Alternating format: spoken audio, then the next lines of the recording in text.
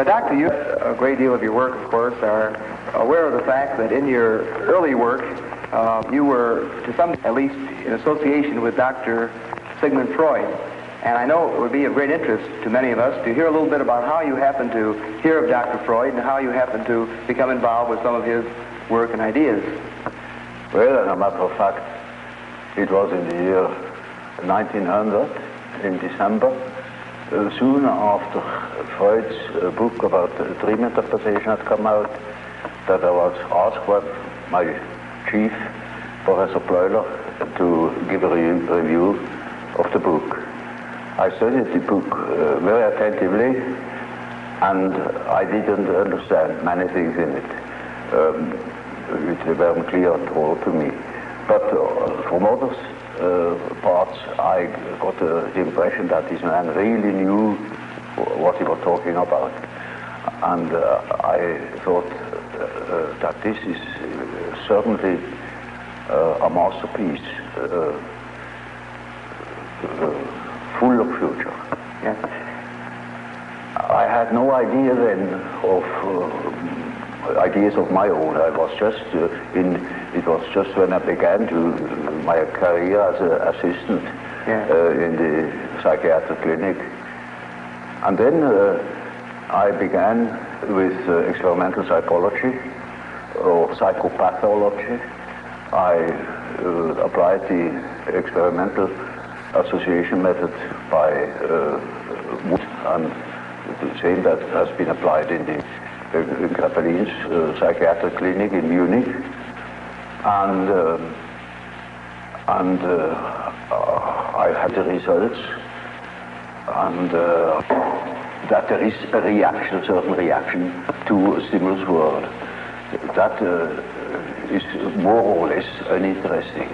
But the interesting thing is why people could not react to certain stimulus worlds, or in an entirely inadequate way. And then I began to study these places in the experiment where the attention or the capability apparently of the test person began to waver or to disappear. And I found soon out that it is matter of intimate personal affairs people were thinking of, or which were in them, even if they momentarily did not think of them, when they were unconscious, with other words, that nevertheless an inhibition came from the unconscious and hindered the expression in speech. Yes. And then in examining all these cases as carefully as possible, I saw that it was matter of what Freud called repressions. Yes. I also saw what he meant by symbolization. And then I wrote a book about the psychology of dementia precox, it was called, now schizophrenia. Yes. And I sent the book to Freud and wrote to him about my association experiments and how they confirmed his theory thus far. Yes. And that is how it began, my friendship with Freud began. Yes. Now, one of the, of course, very fundamental ideas in the original psychoanalytic theory was Freud's conception of the libido as sort of a broad psychic sexual energy. Well, you see, in the beginning, I had naturally certain prejudices against his conceptions. And after a while, I overcame them. I could do that from owing to my biological training. Yes. And I could not deny the importance of the sexual instinct, you know. Yes. But later on, I saw that it was very one-sided. Because, you see, man is not only governed by the sex instinct, there are other instincts as well. For instance, in biology, you see, the nutritional instinct is just as important as the sex instinct. Also, in primitive societies, sexuality plays a role much smaller than food. Food is the all-important interest and desire. Yeah. Sex, that is something they can have everywhere. They are not shy. But the food is difficult to obtain, you see? Yes, yes. And so it is the main interest. Yes. And then in other societies, for instance, in civilized societies, the power drive plays a much greater role than sex. Yes. For instance, there are many big businessmen who are impotent, even, because their whole energy is going into money making. Yes. Or dictating the laws to everybody else. Yeah. That's much more interesting than affairs with women. So, you see, the inferior Dr. Adolf, the younger, the weaker, naturally had a power complex. Yeah. He wanted to be the successful man. Freud was a successful man. He was on top, and so he was interested only in pleasure, in the pleasure principle, and while Adolf was interested in the power drive. Yeah, Sure enough. I see. In other words, you feel that it's sort of a function of his own personality to some degree. Yeah, it is quite natural. You see, it is one of the two ways how to deal with reality. Yeah. Either you make reality an object of your pleasure, if you are powerful enough already, or you make it an object of your desire to grab it. Yes, yes. Or to possess it. Yes. Now, of course, some observers have thought that perhaps the patients that Dr. Freud saw in Vienna of this period were often individuals who were repressed sexually. Oh, yes. And perhaps that so many of these patients having been of this type, that this may have been one thing that sort of reinforced Dr. Freud's ideas. Well, that is certainly so, that in the end of the Victorian age, there was a reaction going over the whole world against the taboos, the sex taboos, as one called them. One didn't understand anymore properly why or why not. And Freud belongs into that time, a sort of liberation of the mind of such taboos. The research comes to the question of the unconscious. There things become necessarily blurred, because the unconscious is something which is really unconscious. And so you have no object, you see nothing. No. You only can make inferences, you know.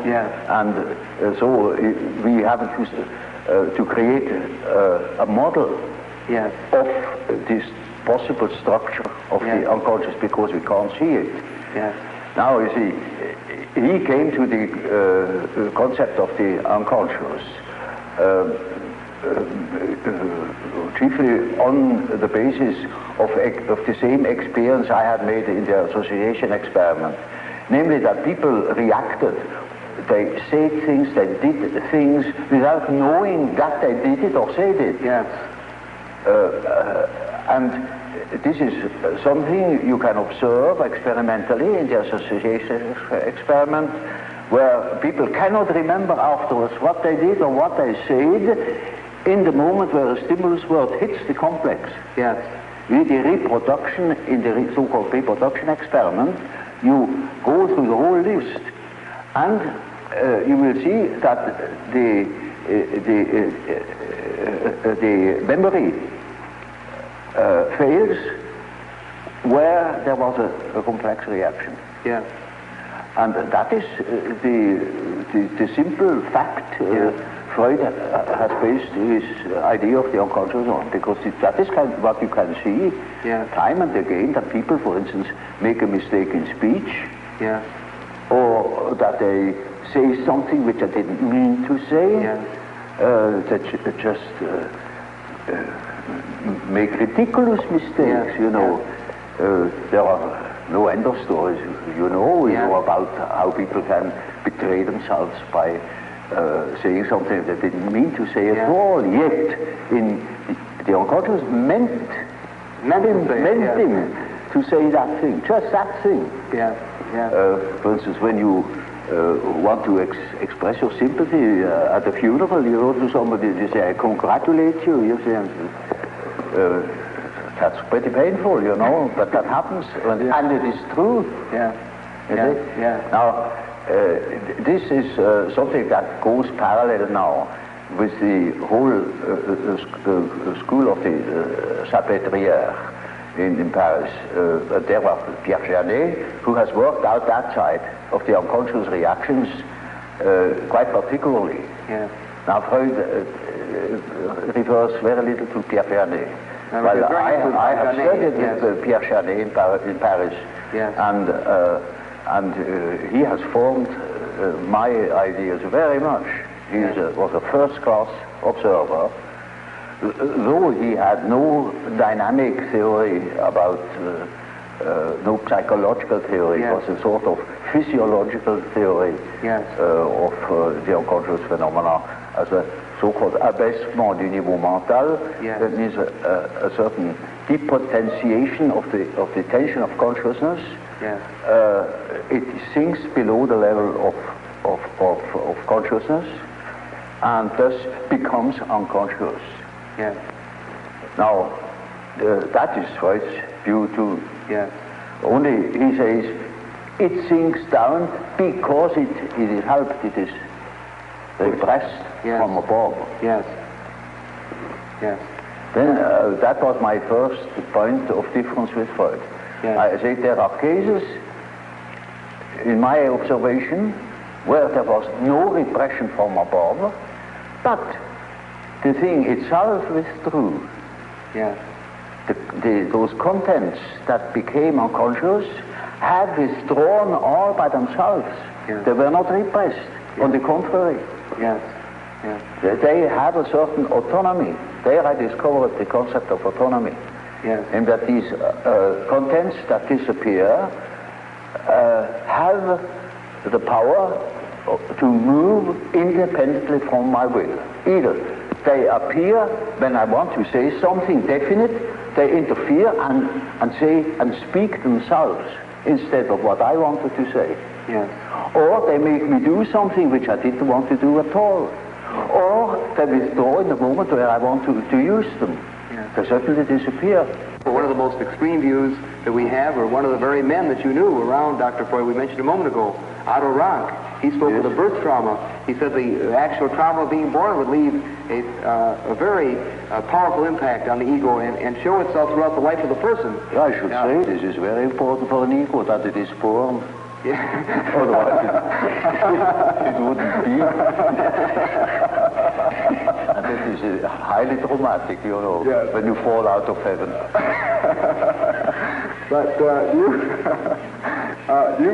will you take literally Otto Rank's position of the birth trauma as having, you might say, a psychological effect? Don't you see, this is an event that happens to everybody that exists, that once has been born. So everybody is born, has undergone that trauma, and so the word trauma has lost its meaning.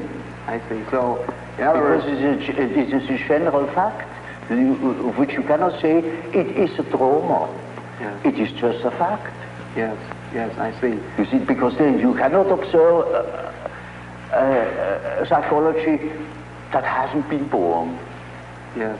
Only then you could say what the birth trauma is. Yes. And then, until then you cannot even speak of such a thing. Yes. It's just a lack of epistemology. Now, Dr. Jung, we've been talking about the early oral level, and as you pointed out, you want to look at it rather literally as sort of a hunger drive or a drive for nutrition.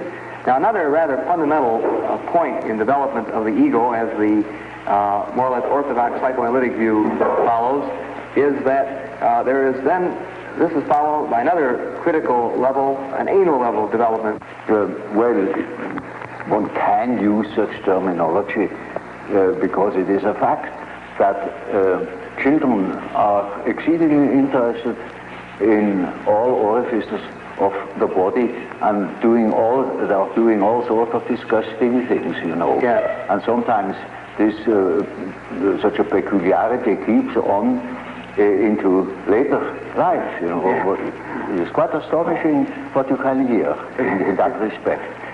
Now, it is equally true that people who have such preferences also develop a peculiar character. In early childhood, a character is already there. You see, the child is not born tabula rasa, as one assumes. Yes. The child is born at a high complexity, Yes. with existing determinants Yes. that never waver through the whole life, and that give the child his character already in the earliest childhood.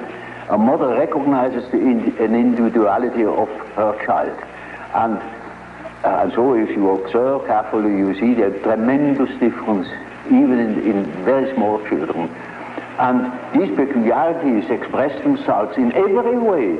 So first, the peculiarities express themselves in all childish activities, in the way how it plays, in the things it is interested in.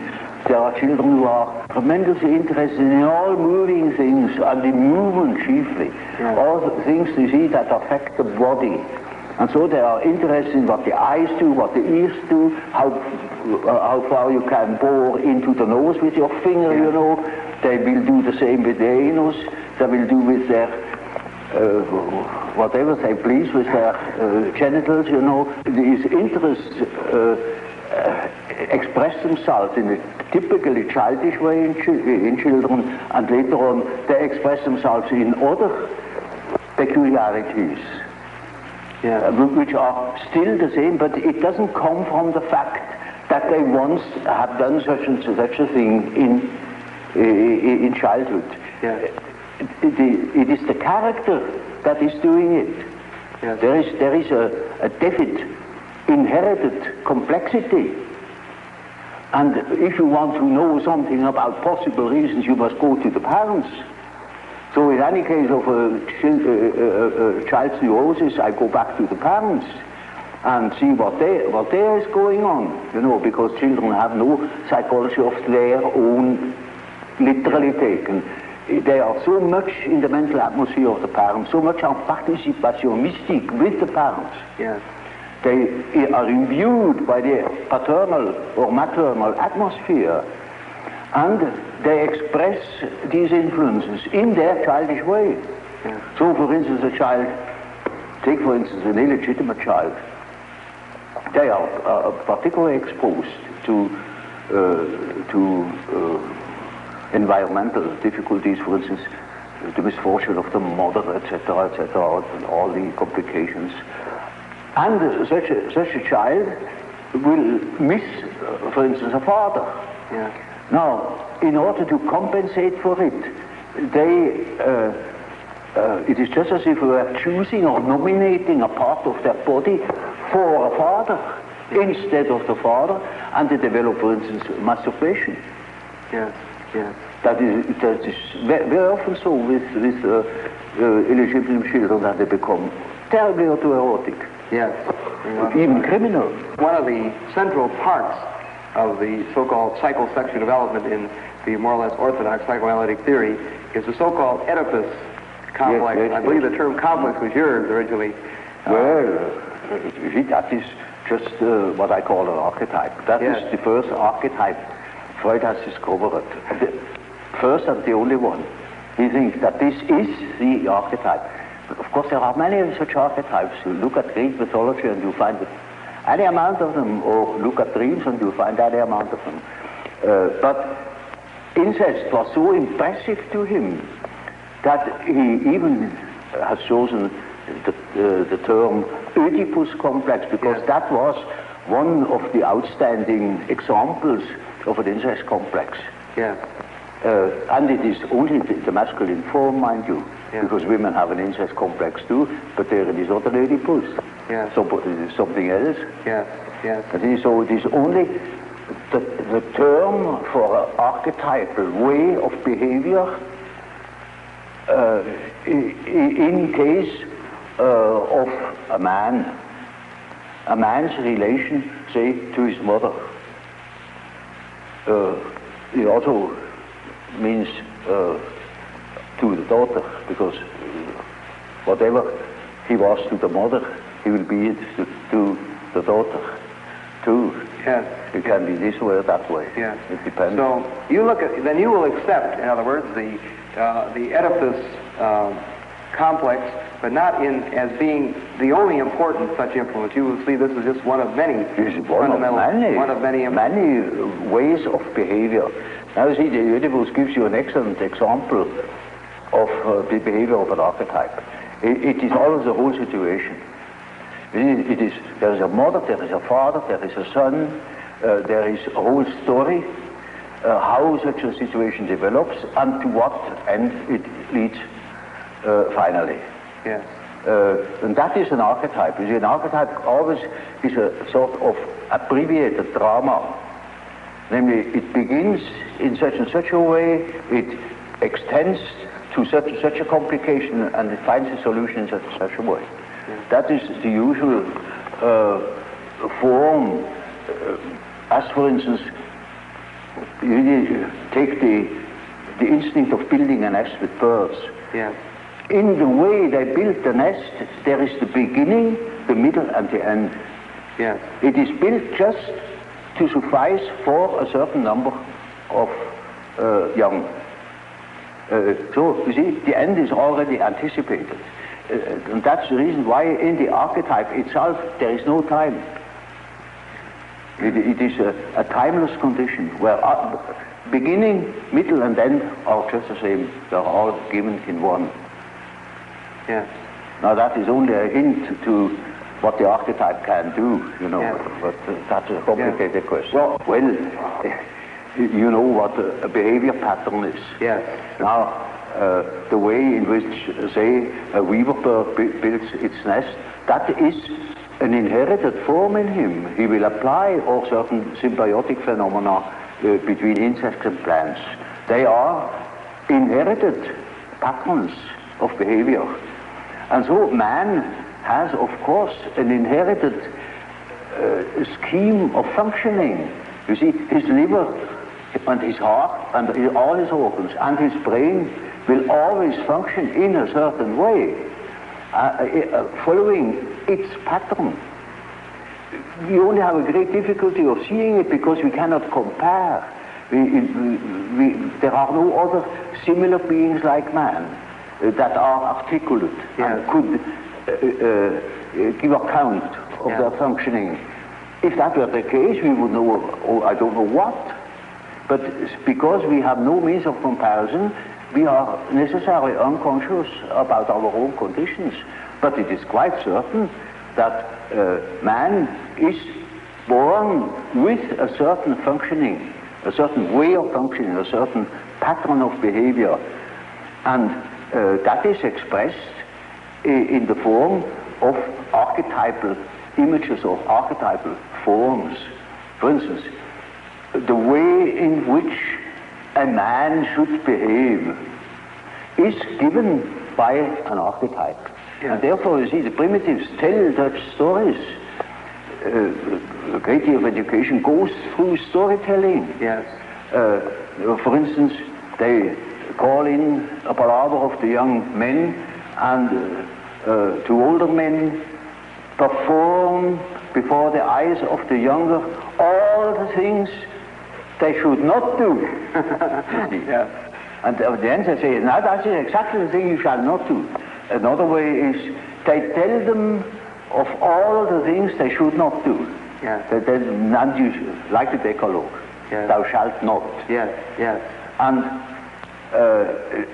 that is always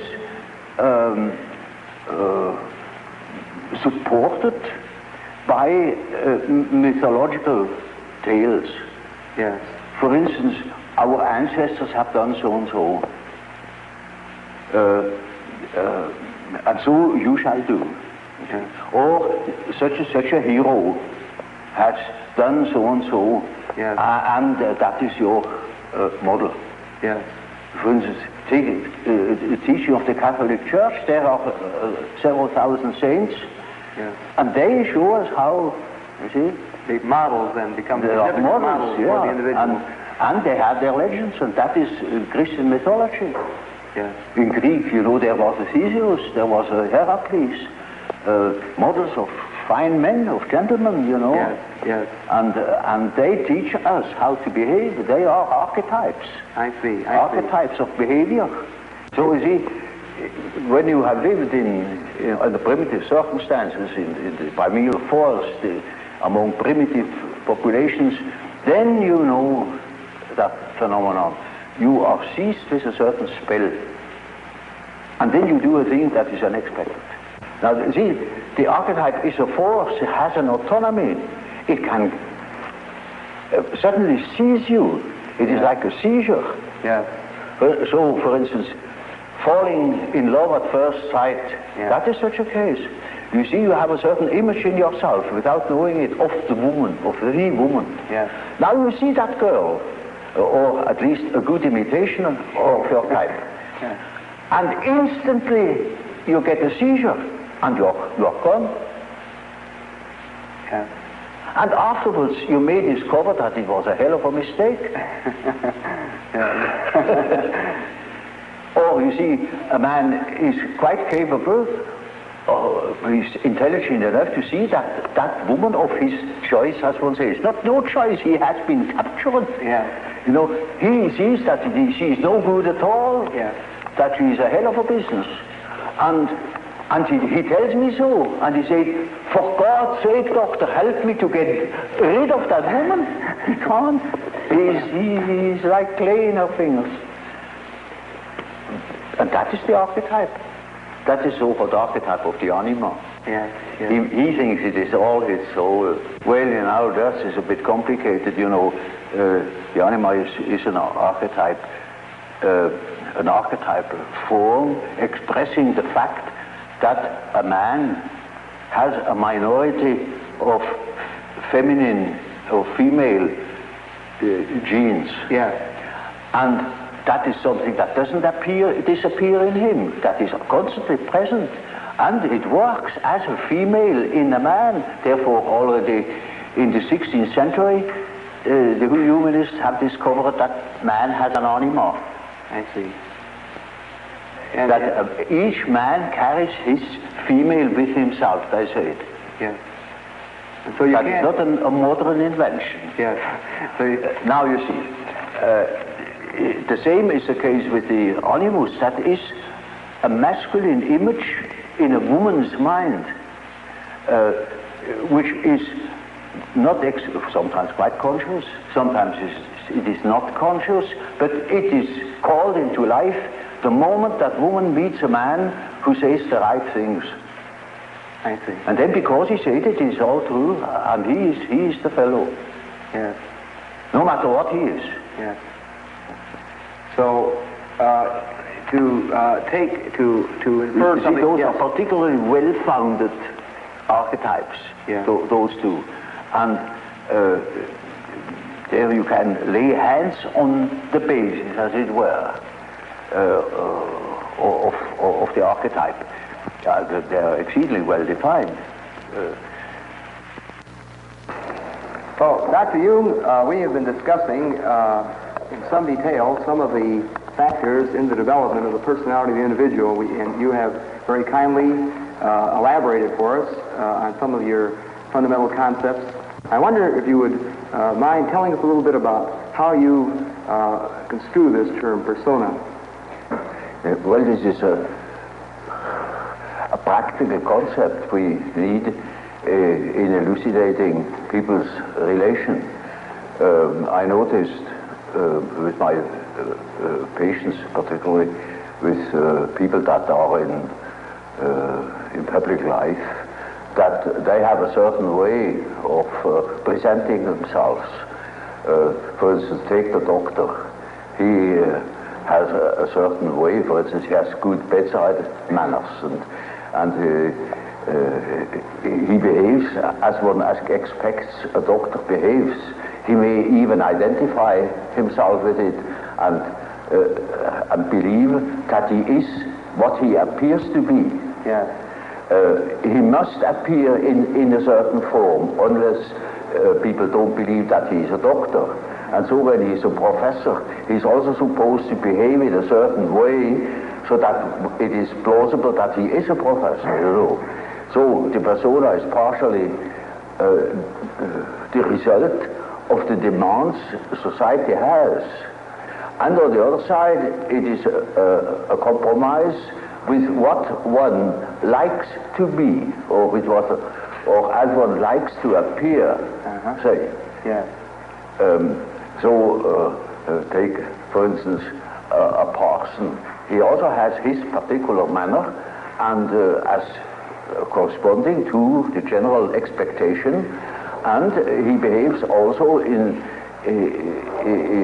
another way, combined with his persona that is forced upon him by society, in such a way that also his fiction of himself, his idea about himself, is more or less portrayed or represented. So the persona is a certain complicated system of behavior which is partially dictated by society and partially dictated by the expectations or the wishes one nurses oneself. Yes. Now, this is not the real personality, in spite of the fact that people will assure you that that is all quite real and quite honest, yet it is not. Yes. Now, such a performance, or say, the performance of the persona is quite all right, as long as you know that you are not identical with the way in which you appear. Yes. But if you are unconscious of this fact, then you get into sometimes very disagreeable conflicts. Namely, people can't help noticing that at home, for instance, you are quite different from what you appear to be in public. Yeah. And people who don't know it stumble over it in the end. They deny that they are like that, but they are like that. They are it. And then you don't know, now, which is the real man? Yes, yes. Is he the man as he is at home or in intimate relations, or is he the man that appears in public? It is a question of Jekyll and Hyde. Yes. Often. Yeah. It is such occasionally there is such a difference that you would almost be able to speak of the double personality. Yes. And the more that is pronounced, the more people are neurotic. Yes. They get neurotic because they have two different ways. They contradict themselves all the time, and in as much as they are unconscious of themselves, they don't know it. They think they're all one. Everybody sees that there are two. Yeah. And some know him only from one side, so others know him only from the other side. And then there are situations that clash, because the way you are creates certain situations with people in relations, and these two situations don't chime in. They are just dissonances. Yes, yes. And the more that is the case, the more the people are neurotic. Now, you also use the term self. Yes. Now, the word self, then, would this have a different meaning than, say, ego or... Oh, yes, oh, quite, oh, yes. You see, when I say self, then you must not think of I, myself, because that is only your empirical self, and that is covered by the term ego. Ego, yes. But when it is matter of the self, then it is matter of a personality that is more complete than the ego, because the ego is only consists of what you are conscious of. Yes, yes. Your awareness. What you know to be yourself. Yes. The whole personality of man is indescribable. Yes. His consciousness can be described. His unconscious cannot be described, because the unconscious, as I must repeat myself, is always unconscious. Yes. And it is really unconscious. It really does not know it. Does not know about it. And so we don't know our unconscious personality. We have hints. We have certain ideas, but we don't know it really. Nobody can say where man ends. And that is the beauty of it, you know. Yeah. It's very interesting. Yeah. The unconscious of man can reach God knows where. There we are going to make discoveries. Yes, yes. Now, another set of ideas center around the terms introversion and extroversion. It is simply practical because there are certain people who definitely are more influenced by their surroundings than by their own intentions. While there are other people who are more influenced by the subjective factor. Now you see, the subjective factor, that's very characteristic, was understood by Freud as a sort of pathological autoerotism. Yes, yes. Now this is a mistake. You know, we have, the psyche has two conditions, two important conditions. The one is the environmental influence, yes. And the other is the given fact of the psyche as it is born. The psyche is by no means tabula rasa. We are a definite mixture and combination of genes, and they are there from the very first moment of our life. And they give a definite character, even to the little child. And that is a subjective factor, looked at from the outside. Now, if you look at it from the inside, yes, then it is just so as if you would observe the world. Yes. When you observe the world, you see people, you see houses, you see the sky, you see tangible objects. But when you observe yourself within, you see moving images. Yes. A world of images. Yes. Generally known as fantasies. Fantasies. Yet these fantasies are facts. It is a fact that a man has such and such a fantasy. And it is such a tangible fact, for instance, that when a man has a certain fantasy, another man may lose his life. Yes. Or a bridge is built. Yes. These houses were all fantasies. Yes. Everything you do here, all of the right. houses, everything was fantasy to begin with. And fantasy has a proper reality. That is not to be forgotten. Fantasy is not nothing. It is, of course, not a tangible object, but it is a fact, nevertheless. It is, say, a form of energy. Yes. Despite the fact we can't measure it. Yes. It is a manifestation of something. Yes. And that is a reality. That is just a reality as, for instance, the peace treaty of Versailles or something like that. Yes. It is no more. You can't show it. Yes. But it has been a fact. Yes. Yes. And so the psychical events are facts, are realities. And when you observe the stream of images within, you observe an aspect of the world. Yes. Of the world within. Because the psyche, you know, if you understand it as a phenomenon that takes place in so-called living bodies, then it is a quality of matter. As our body consists of matter, we discover that this matter has another aspect, namely a psychic aspect. Yes. Yes. And so it is simply the world from within, seen from within. Yes. It is just as if we were seeing into another aspect of matter. And so, you see, the man who is going by the external world, by the influences of the external world, say society or perceptions, sense perceptions, thinks that he is more valid, you know, because this is valid, this is real. And the man who goes by the subjective factor is not valid because subjective factor is nothing. Yeah. No, that man is just as well based because he is bases himself upon the world from within. Yeah.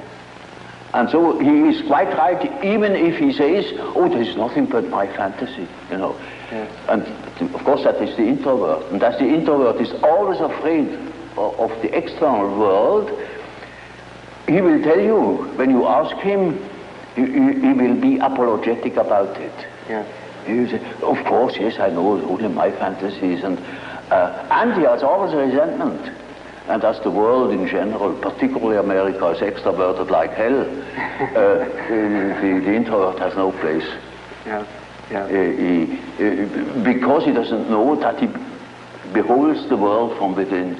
Yeah. And that gives him dignity, and that gives him certainty, because it is, nowadays particularly, the world hangs on a thin thread.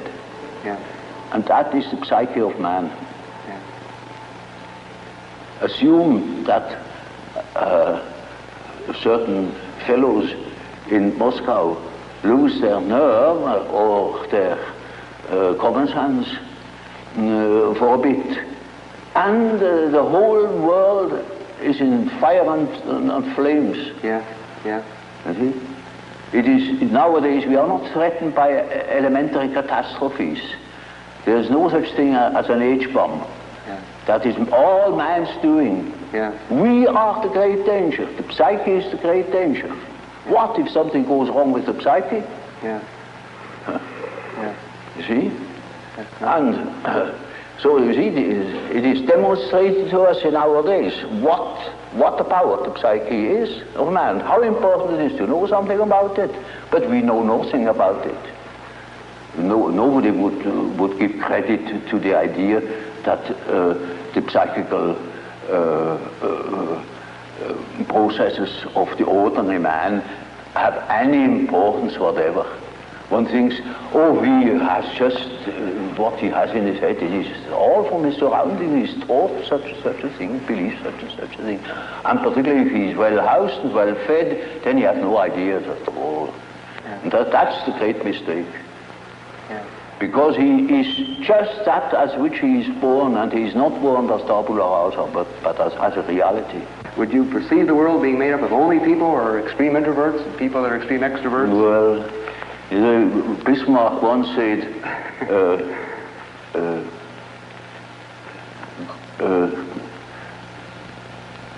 God may protect me against my friends. With my enemies, I can deal myself alone. You know how people are. They catch a word, and then everything is schematized along that word. There is no such thing as a pure extrovert or a pure introvert. Yeah. That such a man would be in the lunatic asylum.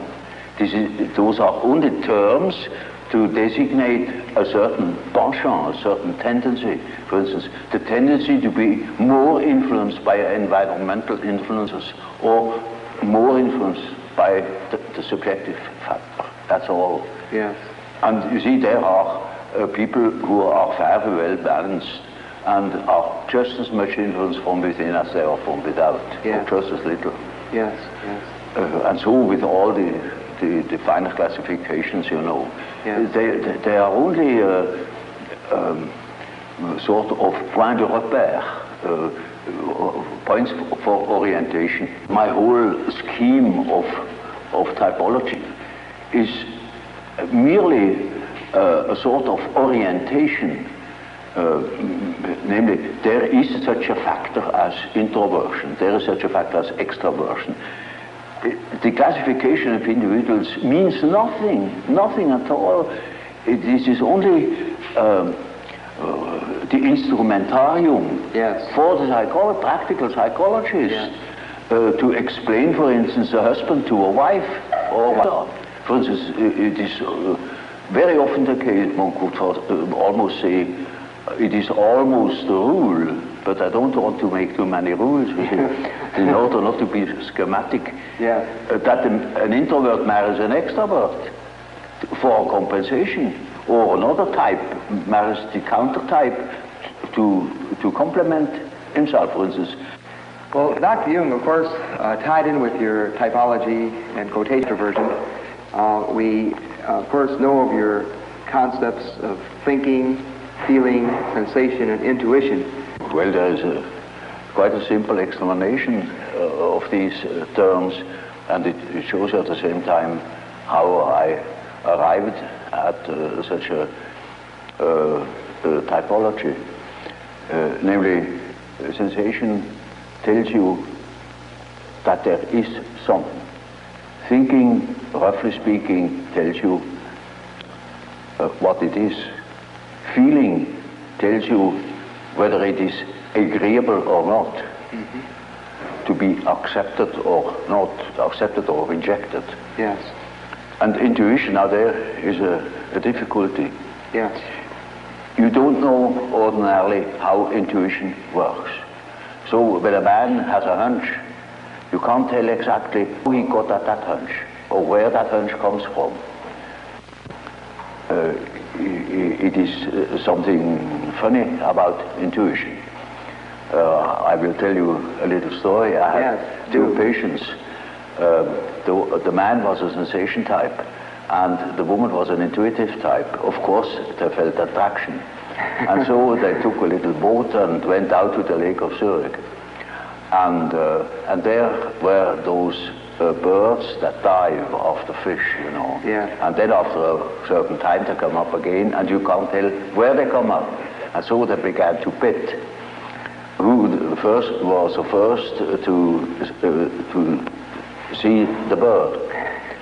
Now, you would think that the one who observes reality very carefully, the sensation type, would of course win out. Yeah. Not at all. The woman won the bet completely. Yeah. She was beating him on all points. Yeah. Because by intuition she knew it before. I see. See? Now, how is that possible? Yeah. Well, sometimes, you know, you can really find out how it works by finding the intermediate links. You see, it is a perception by intermediate links, and you only get the result of that whole chain of associations. Yes. Sometimes you succeed in finding out, Yes. but more often you don't. So my definition is, intuition is a perception by ways or means of the unconscious. Yes. That is as near as I can get.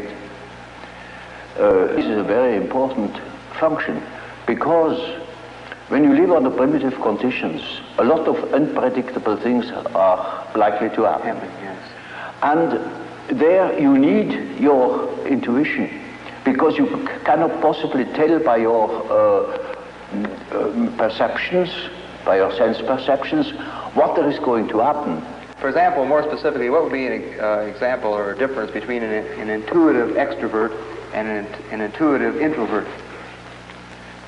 Well, you know, you have chosen a somewhat difficult case, you know, because one of the most difficult types is the intuitive introvert. Yes, you know. I have. The intuitive extrovert, you find among hunters, bankers, gamblers. Yes. That is quite understandable. Yes. But the introvert the introverted variety is more difficult, because he has intuitions as to the subjective factor, namely the inner world. Yes. And of course that is now very difficult to understand, because what he sees are most uncommon things, and he doesn't like to talk of them. Yes. If he's not a fool, because he would spoil his own game by telling what he sees, because people won't understand it. Yes. For instance, once I had a patient, a young woman, about 27 or 8, and her first words were, when I had seated her, she said, "You know, doctor, I come to you because I have a snake in my abdomen." I said, "What?" Yes, a snake, a black snake, coiled up right in the bottom of my abdomen. And I must have made a rather bewildered face at her. And she said, "You know, I don't mean it literally, but I should say it was a snake. It was a snake." You see?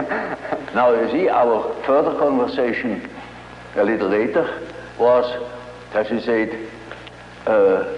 that was about in the middle of our treatment that only lasted for 10 consultations. She had foretold me, I come 10 times, and then it's all right. I said, how do you know? Oh, I got a hunch, she said. Yeah. And really, about the 5th or 6th hour, she said, Doctor, I must tell you, the stake has risen. It is now about here. Hunch. And then, on the 10th day, I said, now, this is our last hour. And do you feel cured? And she said, beaming, she said, you know, this morning, it came up and came out of my mouth, and the head was golden. And those were her last words. Now, you see, that same girl, when it comes to reality, she came to me because she couldn't hear the step of her feet anymore. Yeah. Because she walked on air. Yeah. Literally. Yeah. She couldn't hear it, and that frightened her. And when she came to me, I asked her for her address. And then she said, oh, pension so-and-so. Well, it is not just called pension, but it is a sort of pension. And it is, I never had heard of it. Yeah. And I said, now, I'm curious, I never have heard of that place. Well, it's a very nice place, he said. Curious enough, there are only young girls there, very nice and very lively young girls. And they have a merry time. I often wish they would invite me to their merry evenings. And I said, but do they amuse themselves all alone? Said, oh no, there are plenty of young gentlemen coming in, and they have a beautiful time, but they never invite me. It turned out that it was a private brother. Yes. And she was a perfectly decent girl, you know, of a very good family, not from here. She had found that place, I don't know how. And she was utterly unaware that those were all prostitutes. I said, for heaven's sake, you fell into a very dark place. You hastened to get out of it. You see, that was her sensation. Yeah. She didn't see reality. Yeah. But she had hunches like anything, and they came off. Yeah. Now, you see, such a person cannot possibly speak of her experiences. Yes. Because everybody would think she's absolutely crazy. Yeah. I myself was quite shocked when I thought, for heaven's sake, is that case a schizophrenia? Yes. Yeah. Because you don't hear that kind of speech. Right. But she assumed that the old man, of course, knows everything, and he even does understands such kind of language. Yeah. So you see, if when the intuitive, the introverted intuitive would speak what he really perceives, then practically nobody would understand it. He would be misunderstood. And so they learn to keep things to themselves. And you hardly ever hear them talking of these things. That is a great disadvantage. But it is an enormous advantage in another way. Not to speak of the experience they gather in that respect, but also in human relations. For instance, they come into the presence of somebody they don't know, and suddenly they have inner images. And these inner images give them a more or less complete information about the psychology of the partner. Yes. Yes. You know, that is, but the case can also happen that they come into the presence of somebody whom they don't know at all, not from Adam, and they know an important piece out of the biography of that person. Yes. Yes. And are not aware of it, and tell the story. Yes. And then the fat is in the fire. Yes, that's right. You see, so the introverted intuitive has in a way a very difficult life, although one of the most interesting lives. Yes. But it is difficult often to get into their confidence. It's just a sort of a skeleton to which you have to add the flesh, or say it is a country mapped out, you know, by triangulation points. And that doesn't mean the country consists of triangulation points. Yeah. That is only in order to have an idea of the distances. Yes. And so it is a means to an end. It only makes sense, such a scheme, when you deal with practical cases. Well, I told you that case of that intuitive girl, who suddenly came out with the statement that she had a black snake in the bed. Yes. Well, now, that is a collective symbol. That is not an individual fantasy. That is a collective fantasy. Collective, yes. That is well known in India. Yeah. Well, she has nothing to do with India, but we have it too, which was generally human. Yeah. But it's entirely unknown. So that I even in the first moment thought, perhaps she's crazy. Yeah. But she was only highly intuitive. Yeah. It is in India known. It is the basis of a whole philosophical system of Tantrism. Yeah. This is Kundalini. Kundalini serpent. I see. You see, and that is something known to some few specialists. Yeah. Generally, it's not known that we have a serpent in the abdomen. Yeah. But that is a collective, you see, that is a collective dream, or a collective fantasy. Yeah. It may be, you know, that what the unconscious has to say is so disagreeable that one prefers not to listen. Yes. And in most cases, people would be probably less neurotic if they could admit the things, because these things are always a bit difficult or disagreeable or inconvenient or something of the sort. So there is always a certain amount of repression, but that is not the main thing. The main thing is that they are really unconscious.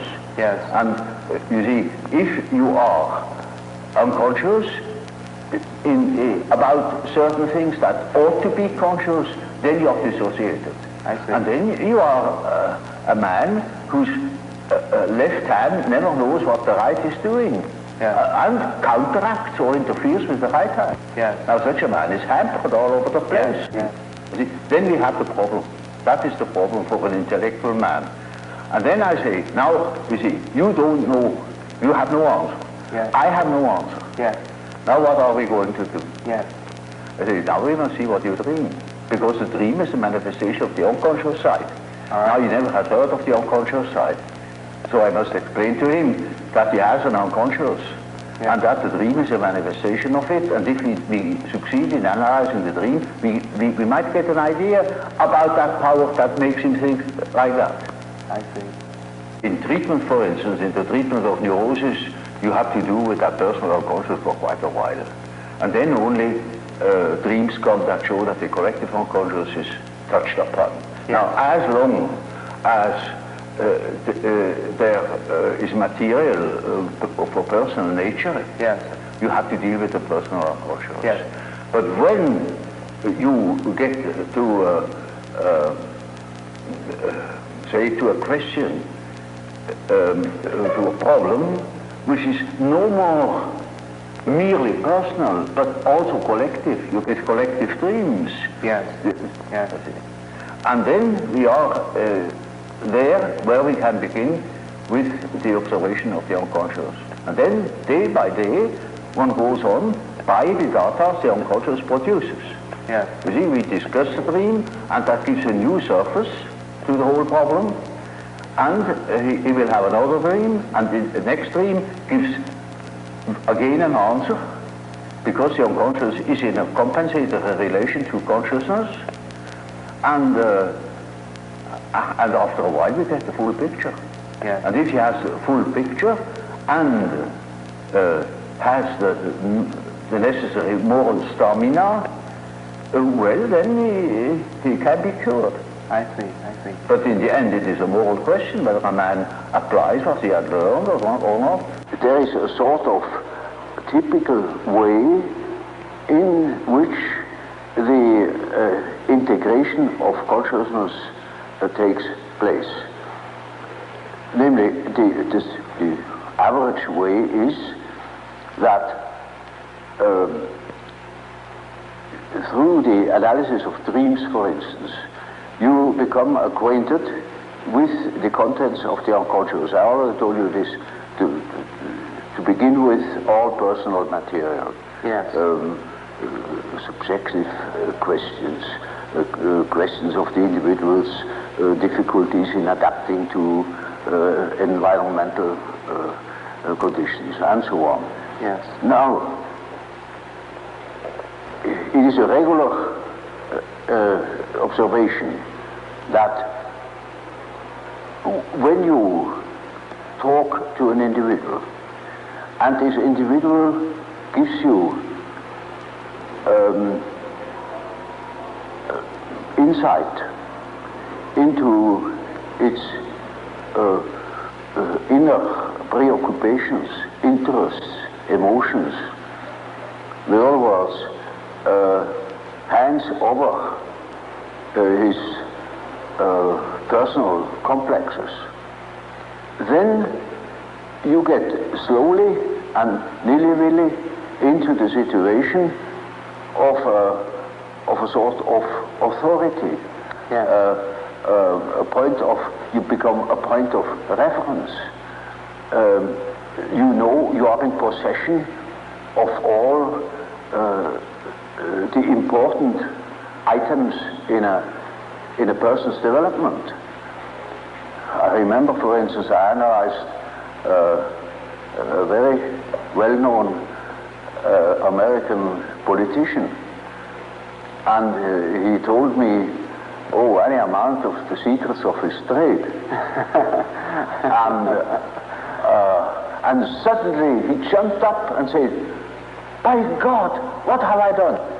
You know, you get $1 million for what I have told you now. And I said, well, I'm not interested. You can sleep in peace, I shall not betray you. I forget it within a fortnight. Now you see, that shows that the things people hand out are not merely indifferent things. When it comes to something important, emotionally important, then they hand out themselves.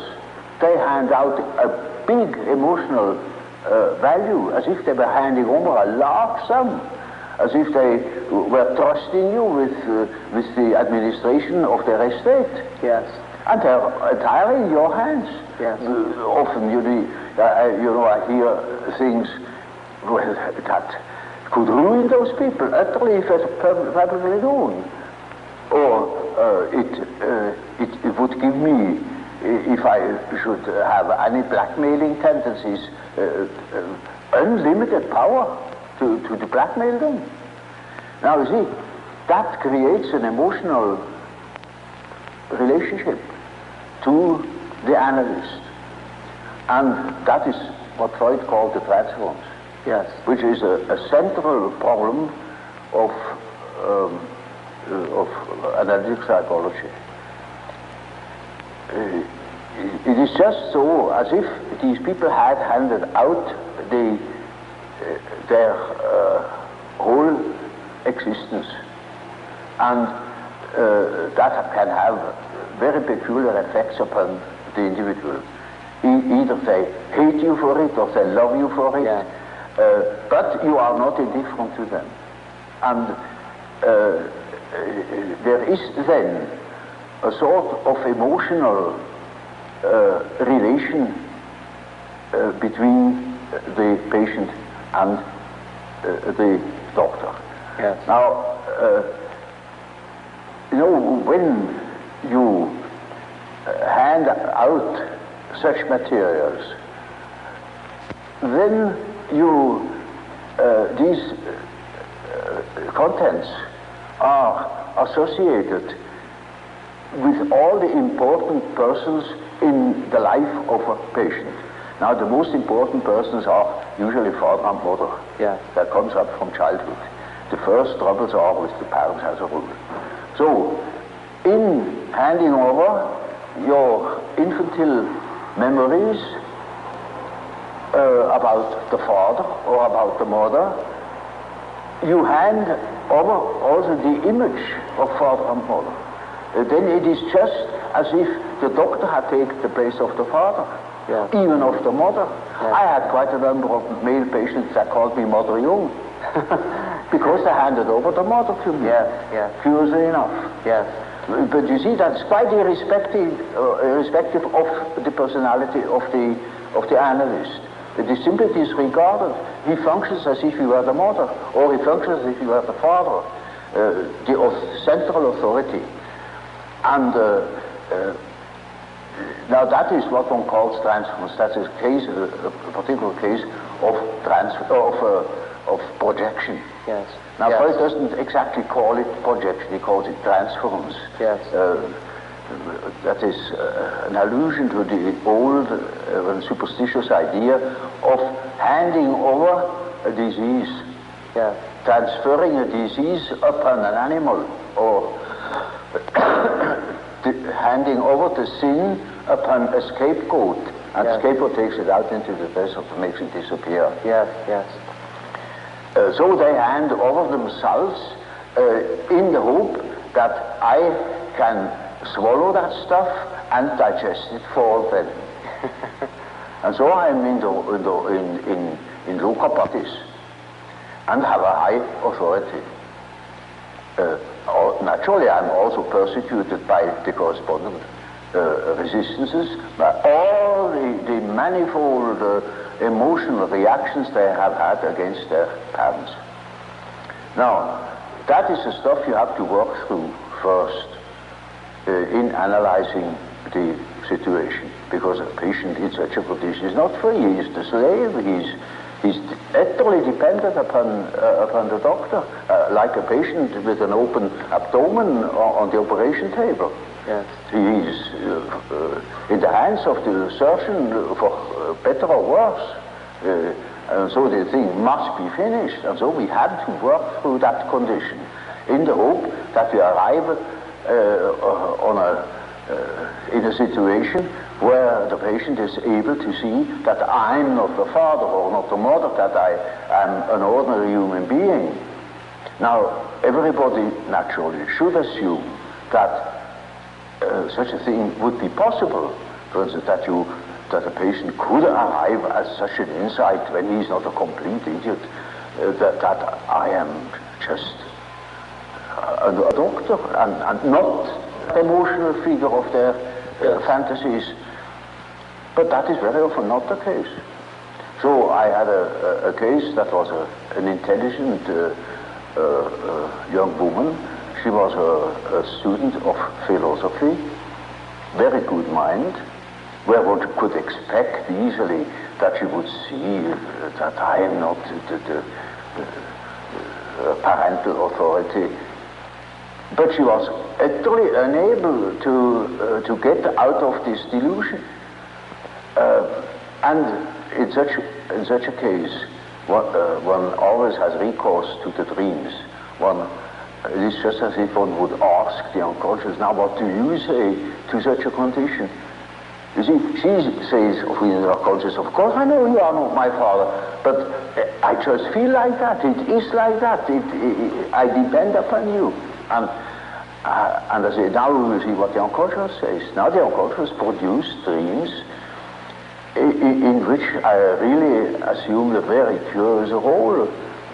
You know, she was a little infant, she was sitting on my knees, I held her in my arms, I was a very tender father to the little girl, you know, and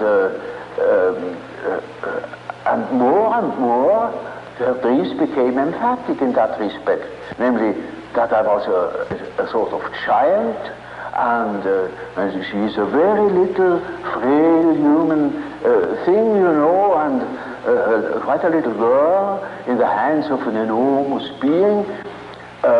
And the last dream of that series was, I cannot tell you all the dreams, was that it was out in nature. I stood in a field of wheat, an enormous field of wheat that was ripe for harvest. And I was a giant. And I held her in my arm like a baby. And the wind was blowing over that field of wheat. Now you know when the wind is blowing over wheat field, these waves in the wheat field. Yes, yes. And with these waves, I swayed like that, putting her as if it were to sleep, you know. And she felt as being in the arms of a God, of the Godhead. Mm-hmm. And I thought, now the harvest is ripe. Yes. And I must tell her. And I told her, you see, what you want and what you project into me, because you are not conscious of it, is you have the idea of a deity. You don't possess. Therefore you see it in me. Yes. That clicked. Because, you know, she had a rather intense religious education. Of course, it all vanished later on. Yes. And something disappeared from her world. Her world became merely personal, and that religious conception of the world was non-existent, apparently. But you see, the idea of a deity is not an intellectual idea. It is an archetype. It's an archetypal idea. Therefore, you find it practically everywhere under this or another name. You know, even if it has the name Mana, it is an all-powerful, extraordinary effect or quality, even if it's not personal at all. And so she suddenly became aware of an entirely heathenish image. Yes. That comes fresh from the archetype. She had not the idea of a Christian God or of an Old Testament Yahweh. It was a heathenish God, you see, a God of nature, of vegetation. He was the wheat himself. He is the spirit of the wheat, the spirit of the wind. And she was in the arms of that Newman. No. Now, that is the living experience of an archetype. Now, that made a tremendous impression upon that girl, and instantly it clicked. She saw what she really was missing, that missing value, that was in the form of a projection in myself and made myself indispensable to her. Yes. And then she saw it is not indispensable, because it is, as the dream says, she is in the arms of that archetypal idea. Now that is a luminous experience, you see. And that is the thing that people are looking for. Yes. An archetypal experience that gives them an incorruptible value, and that is a sort of liberation. Yes. And that is, of course, makes her complete, you know. Inasmuch as she can realize such a luminous experience, she is able to continue her path, her way, her individuation. The acorn can become an oak and not a donkey. Nature will take her course. She will become that which she is from the beginning. Now, we think we are able to be born today and to live in no myth, without history. That is a disease. That's absolutely abnormal, because man is not born every day. He's once born in a specific historical setting with the specific historical qualities, and therefore he is only complete when he has a relation to these things. It's just as if you were born without eyes and ears, when you are growing up with no connection with the past. From the standpoint of natural science, you need no connection with the past. You can wipe it out. Yes, yes. And that is a mutilation of the human being. Now I saw, through my practical experience, that this kind of proceeding had a most extraordinary therapeutical effect. And so you see, in our days, we have such and such view of the world, such and such a philosophy, but in the unconscious we have a different one. And that we can see through the example of the alchemistic philosophy that behaves towards the medieval consciousness exactly like the unconscious behaves to ourselves. And we can construct or even predict our the unconscious of our days when we know what it has been yesterday. Now that is, with a few words, the development of my ideas.